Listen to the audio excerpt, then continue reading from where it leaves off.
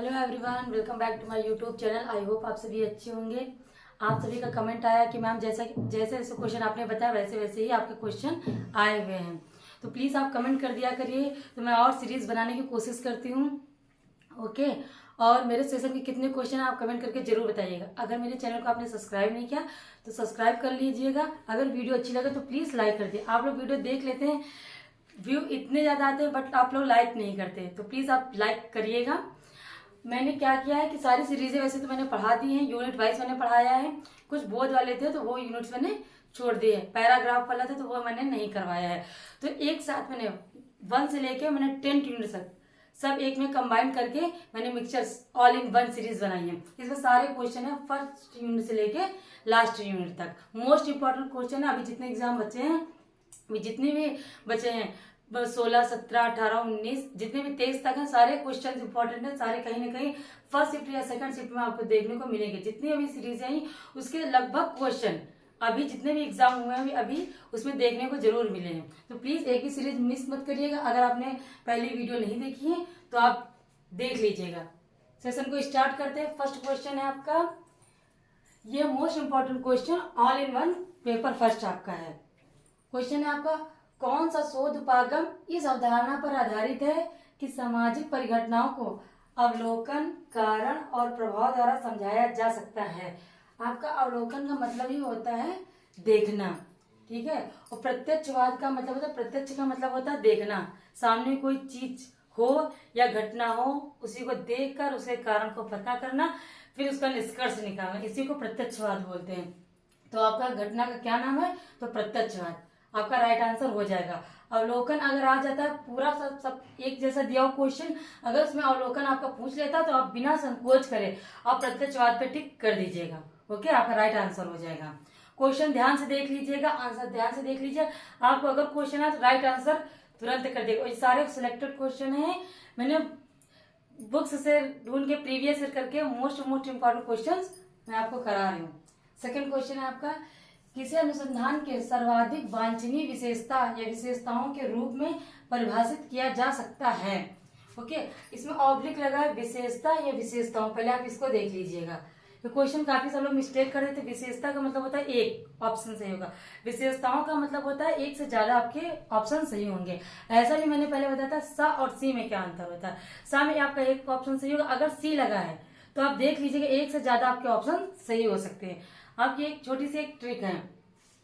तो किसी अनुसंधान में सर्वाधिक वांछनीय विशेषता विशेषताओं के रूप में परिभाषित किया जा सकता है। आपका एक ऑप्शन था निष्पक्षता, दूसरा ऑप्शन था आपका विश्वसनीयता, तीसरा ऑप्शन था वैधता। ये तीनों ही किसी भी अनुसंधान किसी भी रिसर्च करने के लिए ये तीनों ही गुण उसमें क्वालिटी होनी चाहिए, तभी आपका रिसर्च सक्सेसफुल होता है। तो निष्पक्षता होनी चाहिए बिना पक्षपात के, विश्वसनीयता तो उसमें विश्वास किया जा सके, और उसमें वैधता होनी चाहिए। उपरोक्त एक आपका ऑप्शन था वस्तुनिष्ठता, ये इसमें दिया नहीं गया है, अगर वो भी आ जाए तो वो भी आपके चारों ऑप्शन सही हो जाएंगे। उपरोक्त सभी, ये सारे ऑप्शन आपके सही हैं। नेक्स्ट क्वेश्चन आपका देख लीजिए। क्वेश्चन आपका, भारत के कौन से क्षेत्र में चक्रवात सर्वाधिक संख्या में आते हैं या होते हैं? ओके, तो आपका राइट आंसर है पूर्वी घाट।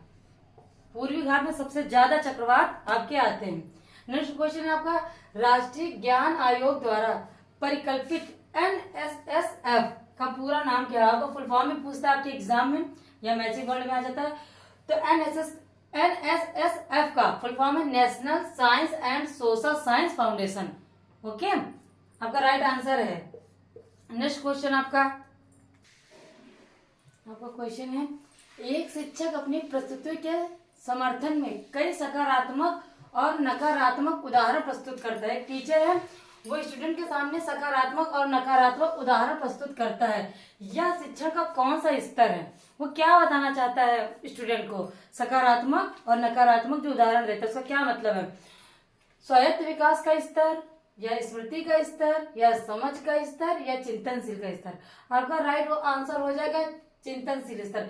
उसका मतलब है कि जो छात्र हैं वो सकारात्मक और नकारात्मक दोनों दृष्टिकोण से जीवन में रहना सीखें। दोनों क्या मतलब होता है, कैसे जीवन की परिस्थिति में रहा जाता है, कैसे समझा जाता है चीजों को। तो चिंतनशील, वो जान जाए दोनों पक्ष को, जीवन में सकारात्मक और नकारात्मक दृष्टिकोण का दोनों ही जरूरी है। ऐसा नहीं कि सब अच्छा आपकी लाइफ में तो अच्छी चीजें जाने, खराब चीजें भी आपको जानने की आवश्यकता है कि उसका क्या इफेक्ट होता है। तो चिंतनशील इस तरह आपका राइट आंसर हो जाएगा। क्वेश्चन है आपका, किसको संवादी शिक्षण का सिद्धांत कहा जाना चाहिए? आपका ऑप्शन है सामूहिक, पारस्परिक, सहायक या समर्थक, संचयी या उद्देश्यपूर्ण। ये आपके ऑप्शन में थे, लेकिन उपरोक्त सही सारे आंसर सही थे, तो मैंने उन्हें एक पास रख दिया है। ठीक है, जो सिद्धांत है आपका, तो सामूहिक, पारस्परिक, सहायक या समर्थक, संचयी और उद्देश्यपूर्ण, ये आपका राइट आंसर हो जाएगा। इसे संवादी शिक्षण का सिद्धांत कहा जाता है। उसमें इतनी विशेषताएं होती हैं, सामूहिक, पारस्परिक, सहायक या समर्थक, संचयी और उद्देश्यपूर्ण। ध्यान से आप देख लीजिएगा, इसमें एक ऑप्शन नहीं देगा तो यही कह ले कि इसमें का नहीं है, संवादी शिक्षण का सिद्धांत की एक विशेषता नहीं है। तो आप देख लीजिए, अगर आपको उद्देश्य सारे पता होंगे तो आप आंसर सही टिक कर लेंगे। नेक्स्ट क्वेश्चन है आपका, कौन सा प्रदर्शन परीक्षण का उदाहरण है? तो आपका उदाहरण है अभिक्षमता परीक्षण, ये आपका राइट आंसर है। प्रदर्शन परीक्षण के अंतर्गत आता है आपका अभिक्षमता परीक्षण, ये आपका राइट आंसर हो गया। आपका क्वेश्चन है, स्वतंत्र भारत में, ये 10 यूनिट्स का क्वेश्चन है, स्वतंत्र भारत में पहला शिक्षा आयोग कौन सा था? ठीक है, स्वतंत्र भारत क्वेश्चन आप ध्यान से पढ़िएगा। एक तो पहला शिक्षा आयोग आपको पूछेगा और दूसरा पूछेगा स्वतंत्र भारत में 1947 के बाद कौन सा आपका आयोग बना था। स्वतंत्र भारत में पहला शिक्षा आयोग था आपका माध्यमिक शिक्षा आयोग, ये आपका आंसर है, माध्यमिक शिक्षा आयोग। ये बना था आपका 1952 में। ठीक है, ये बना कब था, सन आप देख लीजिएगा, ये बना था 1952 में। ओके, इससे पहले मैंने सारे आयोग के वीडियो बनाई थी, ये शायद उसमें 4 और 8, 10, उस वीडियो का नाम 4, 8, 10 यूनिट्स उसमें बताए थे, उसमें सारे आयोग मैंने उसमें डिटेल से समझाए। ओके, राइट आंसर आपका ये हो जाएगा। क्वेश्चन है आपका, प्रत्येक क्षेत्र में शोध कार्य व्यवस्थित और ज्ञान की क्रमिक उन्नति को बढ़ावा देते हैं, लेकिन शोध दुर्लभ है क्योंकि, आपका राइट आंसर है अधिकांश लोगों के पास आवश्यक ज्ञान की गहनता का अभाव है। ओके, क्योंकि उन्नति को बढ़ावा देते हैं लेकिन शोध दुर्लभ है क्योंकि उनके पास ज्ञान की गहनता का अभाव है, उनके पास उस सूचना की जानकारी ही नहीं पहुंच पाती है। ओके, आपका राइट आंसर हो जाएगा। प्रायोगिक अनुसंधान में किस प्रक्रिया की आवश्यकता नहीं है? नहीं की वजह से मुझे चारों ऑप्शन लिखने हैं, तो आप इसमें राइट आंसर देखिएगा। देखिए, आपका गलत ऑप्शन है अवलोकन, हेर फेर और प्रतिकृति नियंत्रण और संदर्भ संग्रह। तो प्रायोगिक अनुसंधान में किस प्रक्रिया की आवश्यकता नहीं होती है? तो आपका राइट आंसर है संदर्भ संग्रह की आवश्यकता नहीं होती। ओके, अवलोकन की भी आवश्यकता होती है प्रायोगिक में, हेर फेर और प्रतिकृति की आवश्यकता होती है, नियंत्रण की। अगर आप प्रयोग करते हैं, एक्सपेरिमेंट करते हैं तो उसमें देखना पड़ता है, हेर फेर और प्रतिक्रिया भी करते हैं आप, और आप करते हैं नियंत्रण, किसी चीज को नियंत्रण भी उस पर करे जा सके। अगर कोई प्रयोग करते हैं, एक्सपेरिमेंट करा, तो उस पर नियंत्रण भी किया जा सकता है, आप उसका सोल्यूशन भी निकालते हैं, लेकिन संदर्भ संग्रह आपका राइट आंसर नहीं है। अपना ऑप्शन देख लीजिएगा। क्वेश्चन है आपका, बहिरंग चर को और किस नाम से जाना जाता है? बहिरंग चर को किस नाम से जाना जाता है? तो उसको बोला जाता है मानव कृति। ओके, मानव कृति नहीं आएगा तो आपका आ जाएगा आर्टिफैक्ट, आर्टिफैक्ट बोला जाता है बहिरंग चर को। नेक्स्ट क्वेश्चन आपका, वर्ल्ड वाइड, WW को क्या कहते हैं? वैसे तो कभी फुल फॉर्म पूछता है WW का फुल फॉर्म क्या आता है, लेकिन अगर आपका पूछता है वर्ल्ड वाइड क्या है, तो आपका वर्ल्ड वाइड वेबसाइटों पर भंडारित वेब पेजों का संग्रह, उसको वर्ल्ड वाइड बोलते हैं WW। आपका राइट आंसर है। स्वयं प्रभा के प्रेषण और प्रसारण के लिए प्रयोग किए जाने वाले उपग्रह को क्या बोलते हैं? एक स्वयं प्रभा आपका एक चैनल है, ओके, के प्रेषण और प्रसारण के लिए प्रयोग किए जाने वाले उपग्रह को क्या बोलते हैं? तो CSAT-15, CSAT-15 satellite.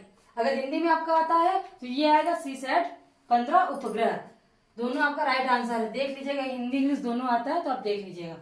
Okay, next question आपका क्वेश्चन है तर्क दोष वाले क्वेश्चन आते हैं, कभी कभी उसका मीन्स पूछता है, कभी कभी उसमें आपको तर्क दोष ढूंढना होता है। ओके, तो उसी का एक क्वेश्चन है आपका, और ऐसे क्वेश्चन आए भी हैं आपके एग्जाम में। इस तर्क में किए गए दोष का नाम बताइए। ये आपका तर्क है, इसमें आपको दोष का नाम बताना, कौन सा दोष है। महिलाओं को ध्यान से देखिएगा क्वेश्चन, महिलाओं को समझने वाले सभी पुरुष, महिलाओं को समझने वाले सभी पुरुष संभाव्य रूप से आदर्श पति हैं।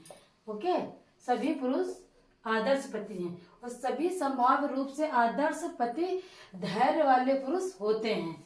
अतः असीम धैर्य वाले कुछ पुरुष महिलाओं को समझने वाले पुरुष होते हैं। इसमें देखिए अस्तित्व का फर्क पड़ रहा है, कहीं सभी हैं तो कहीं कुछ हैं, तो कभी महिलाओं को समझने वाले हैं, कभी आदर्श पति हैं। तो अस्तित्व परक तर्क दोष है, इसमें कहीं कहीं का अंतर मिल रहा है आपको कि कहीं पर सभी समझने वाले हैं, कहीं पर कुछ समझने वाले हैं। तो अस्तित्व परक तर्क दोष आपका राइट आंसर हो जाएगा। आप क्वेश्चन देख लीजिए और डायरेक्ट आंसर अपना देख लीजिए।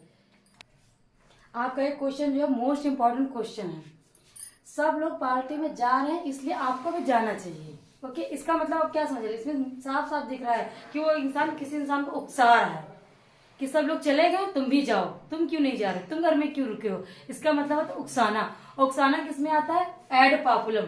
एड पॉपुलम को इसके अर्थ पे मत जाएगा कि एड पॉपुलम पॉपुलर ऐसा कुछ देगा, इसका मतलब ये नहीं।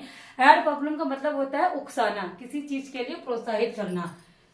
तो आपका राइट आंसर ये हो जाएगा। आप देख लीजिए इसी तरह की थ्योरी कई पूछी गई है आपके एग्जाम में। अगर ये नहीं होगा तो कोई और ऑप्शन दिया होगा, ठीक है, कि वो कर रहे हैं तुम भी करो, उसने तुम्हारे भाई को मारा है तुम भी उसको मारो। इस तरह के क्वेश्चन पूछे गए हैं।